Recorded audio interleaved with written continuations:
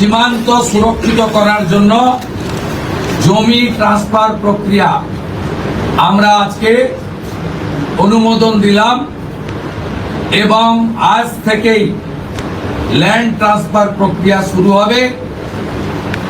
ভূমি ও রাজস্ব সচিব তাকে এবং মুখ্য সচিবকে দায়িত্ব দেওয়া হলো, যা আমাদের কেন্দ্রীয় স্বরাষ্ট্রমন্ত্রী নির্বাচনের আগেই বলেছিলেন। এই কাজটা আজকে প্রথম ক্যাবিনেটে আমরা করলাম। নো ম্যানস ল্যান্ড বজায় রেখে যদি সেই দেশ দিতে চায়, সেটা ডিপ্লোম্যাটিক ওয়েতে আমাদের আলাপ আলোচনা হবে, কিন্তু সেরকম কোনো ইস্যু তো প্র্যাকটিক্যালি ভারত সরকারের পক্ষ থেকে আমরা দেখিনি।